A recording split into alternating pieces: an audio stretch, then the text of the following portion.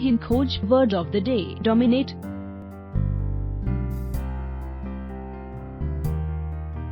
Dominate का हिंदी में मतलब हावी होना होता है। डोमिनेट वर्ब या क्रिया के रूप में। Synonyms of dominate: command, control, dictate, influence, lead. Antonyms of dominate: follow, lose, obey, neglect, submit. Example: Fanny Khan's screening was dominated by the presence of Aishwarya Rai Bachchan and Anil Kapoor.